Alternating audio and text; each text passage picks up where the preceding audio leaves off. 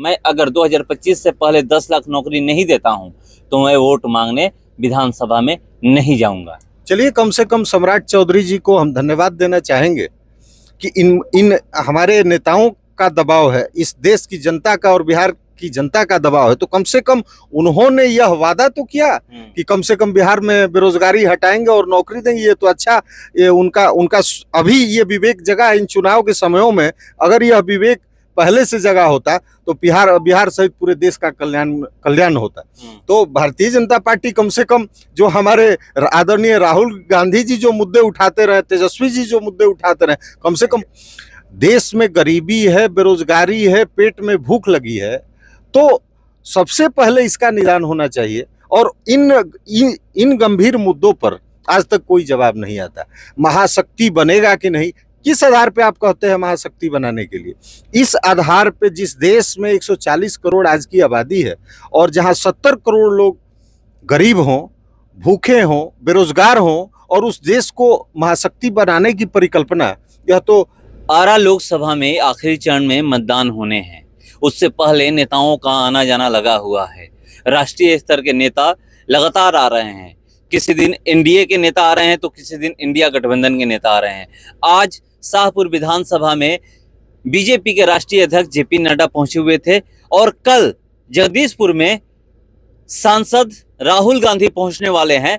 हमारे साथ उसी विषय पर बात करने के लिए मौजूद हैं कांग्रेस नेता झूना पांडे जी। चलिए, मैं इन्हीं से जानने का प्रयास करूंगा कि कैसी तैयारी है और खास करके शाहपुर विधानसभा से आप लोग कितने लोगों को ले जा रहे हैं। IBN 7 भारत में आपका स्वागत है। बहुत धन्यवाद IBN 7 के दर्शकों का भी और आपका भी। सवाल मेरा ये है कि आज तो आप देखें कि जेपी नड्डा यहाँ पर आए हुए थे। लगातार देख रहा हूँ कि चाहे एनडीए गठबंधन से हो या फिर इंडिया गठबंधन से, दोनों अपने अपने सीनियर मतलब यानी राष्ट्रीय स्तर के नेताओं को बुला रहे हैं। यहाँ पर क्या मुकाबला टफ हो गया है, पता नहीं चल रहा है कि कब किसके तरफ झुकाव हो जाए। जी, देखिए, मैं बता दूं, राष्ट्रीय ये चुनाव का अंतिम 7वां फेज आरा लोकसभा क्षेत्र के अंतर्गत है, जिसका चुनाव मतदान 1 तारीख को होगा। और अंतिम समय में जो समय बचा उसमें हमारे राष्ट्रीय नेतृत्व और सभी दलों के राष्ट्रीय नेतृत्व सबका प्रयास होता है कि हमारे दल के कैंडिडेट जो हैं वो जीत के आए और अपनी ताकत लगाते हैं। इसके अंतर्गत भारतीय जनता पार्टी सहित और हमारे दल के भी सारे राष्ट्रीय नेता जिनका आगमन हमारे क्षेत्र में भी हो रहा है।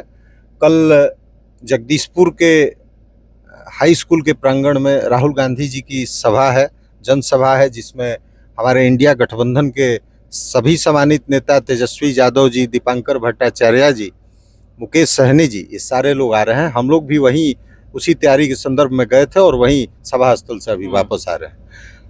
अगर शाहपुर विधानसभा की हम लोग बात करें तो शाहपुर विधानसभा का कितना रोल रहेगा? देखिए, शाहपुर विधानसभा तो हमेशा से पॉलिटिकल विधानसभा रहा है। आदरणीय स्वर्गीय रामानंद तिवारी जी और स्वर्गीय बिंदेश्वरी दुबे जी की राजनीतिक भूमि और कर्म भूमि रही है। अभी वर्तमान जो हमारे विधायक हैं आदरणीय राहुल तिवारी जी एक अच्छे कर्मठ, जुझारू, स्वच्छ छवि के नेता हैं, इसीलिए जनता ने दोबारा उन्हें विधानसभा भेजा है। तो उनकी पूरे इंडिया गठबंधन, चूँकि हमारा शाहपुर विधानसभा क्षेत्र में इंडिया गठबंधन के नेतृत्वकर्ता विधायक जी हैं और निश्चित रूप से उनके संयोजकत्व में और हमारे जो सांगठनिक हमारी जो व्यवस्था है, हमारे राष्ट्रीय जनता दल और जो माले अन्य जो इंडिया गठबंधन के अंतर्गत दल हैं, उन संगठनों के माध्यम से हम लोग ज़्यादा से ज़्यादा संख्या में कल की सभा में पार्टिसिपेट करें। कल राहुल गांधी आ रहे हैं, कितना प्रभाव पड़ने वाला है उनके आने से आरा लोकसभा? देखिए, मैं ये बता दूं, राहुल गांधी जी ने विगत 2 वर्षों में पूरे हिंदुस्तान में एक माहौल खड़ा किया और उन्होंने सतत प्रयास किया। विगत 10 वर्षों से हम लोग ये हमेशा कहते आ रहे हैं कि भारतीय जनता पार्टी ने इस देश में जो लोगों से एक वादा करके चुनाव लड़ा था, उस सारे करीब वादों पर विफल रही है। उनके पास सिर्फ कॉम्युनल बातें हैं, ज़्यादा से ज़्यादा वो हिंदू मुसलमान की बात करेंगे, मंदिर मस्जिद की बात करेंगे। जनता और नेता, पूरे देश का विपक्ष और पूरे देश की जनता आज ये सवाल पूछ रही कि भाई आप 10 साल रहे, सत्ता में रहे, तो आपने गरीबों के लिए क्या किया, बेरोजगारी के संदर्भ में क्या किया, अन्य इश्यूज जो हैं जो ज्वलंत समस्याएं हैं इस देश की उसके बारे में क्या किया। एक भी उनका राष्ट्रीय और प्रदेश स्तरीय नेतृत्व, कोई भी नेता हो, इवन कि प्रधानमंत्री नरेंद्र मोदी जी ने भी कभी इन चीज़ों का जवाब उल्लेख अपने भाषणों में नहीं किया।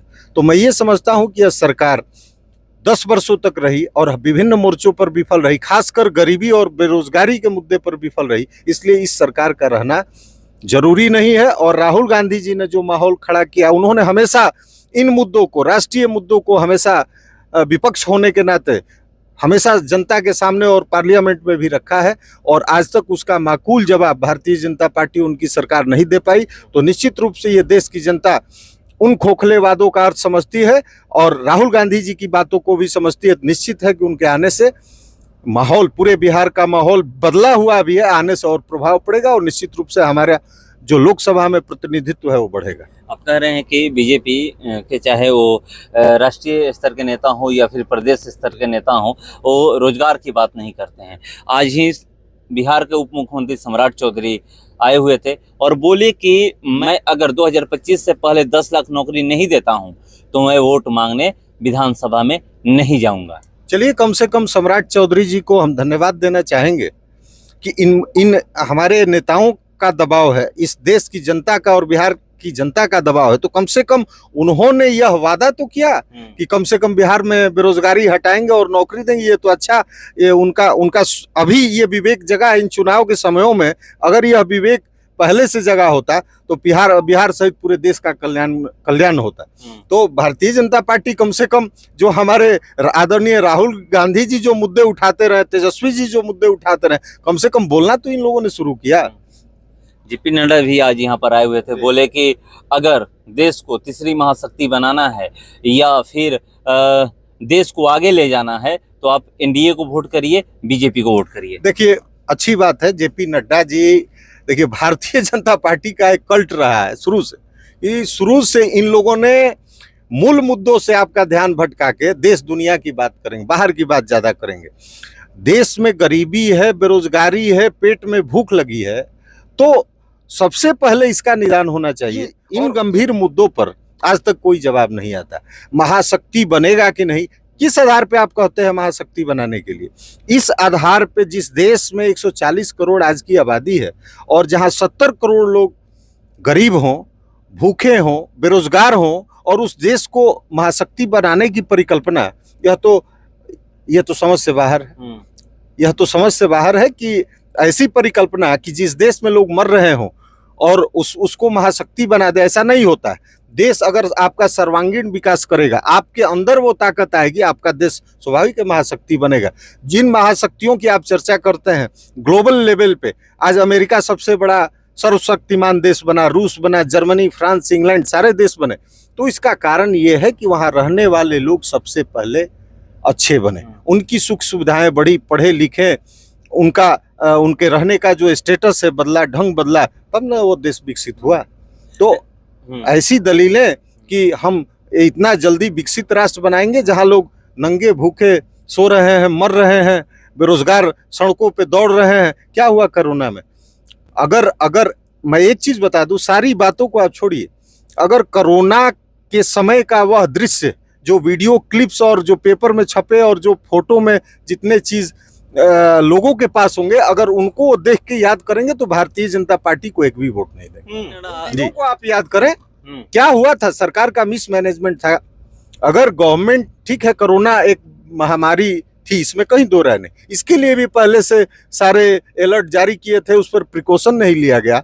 अब जब आ गई तो ये स्थिति हुआ कि पूरा देश बंद हुआ, एक बैक लॉकडाउन लगा, जिससे खास करके तो वे लोग मर गए जो लोग गरीब थे। वो कहीं जा करके 2-2 हजार किलोमीटर साहब वो लोग पैदल चले अपने बच्चों के साथ, बीच रास्ते में भी कई लोगों ने दम तोड़ दिया। तो अगर उन चित्रों को, उन दृश्यों को याद करे, कौन वोट करेगा आप बताइए? एक आखिरी सवाल, लोग सवाल अब ये कर रहे हैं कि 6 चरण का तो मतदान समाप्त हो चुका है, 7वें है, 1 तारीख को है, उसके बाद 4 तारीख को वोटों की गिनती हो जाएगी। यहाँ पर सवाल ये है कि इंडिया गठबंधन अगर सरकार में आती है तो कौन प्रधानमंत्री का चेहरा होगा? देखिए, यह सवाल इस तरह का सवाल है कि हमारे सभी नेताओं से यह सवाल मीडिया के माध्यम से पूछा जाए। हम लोग एक सामान्य कार्यकर्ता की तरह हैं, लेकिन मैं ये बता दूं कि एक तरीका होता है। हमारा जो दल है, इंडिया गठबंधन के बैनर तले सारे दलों, जो विपक्षी पार्टियां, उनको इकट्ठा करके हम लोग लड़ रहे हैं। जब पहले हमने कोई घोषणा नहीं किया कि हमारे प्रधानमंत्री के उम्मीदवार ये व्यक्ति होंगे, तो ये तय है कि जो चुनाव परिणाम आएंगे, इसके बाद से हम लोग अपने इंडिया गठबंधन के सारे नेता मिलकर बैठेंगे और नेता का चुनाव होगा। उसमें अगर आप यह पूछे कि उसमें कौन अच्छे लोग हो सकते हैं, बहुत सारे नाम है। चूंकि कांग्रेस एक राष्ट्रीय दल है, कांग्रेस ने आगे हमेशा लीड किया है, इसलिए राहुल गांधी उसमें सबसे अच्छे उम्मीदवार हो सकते हैं। एक कार्यकर्ता की हैसियत से, एक नेता की हैसियत से, एक लोगों के, पूरे देश के लोगों की भावनाओं के हिसाब से मैं बोल रहा हूं कि राहुल गांधी एक अच्छे प्रधानमंत्री हो सकते हैं इंडिया की तरफ। तो देखिए, इंडिया गठबंधन के तरफ से एक अच्छे प्रधानमंत्री बता रहे हैं कि राहुल गांधी हो और सकते हैं। मैं खास करके आरा संसदीय लोकसभा क्षेत्र, अगल बगल के क्षेत्र के लोगों से अपील करना चाहूँगा आपके चैनल के माध्यम से कि चूंकि राहुल जी का कार्यक्रम है जगदीशपुर में, वहाँ हजारों की संख्या में, सैकड़ों की संख्या में लोग आवें, उनको सुने और फिर 1 तारीख को मतदान करें। तो देखिए, अपील कर रहे हैं कि एक बार आप लोग जरूर आइए जगदीशपुर में और राहुल गांधी को सुने, उसके बाद जाकर के 1 तारीख को मतदान करें। फिलहाल इस खबर में इतना ही। बने रहिए हमारे साथ। नमस्कार।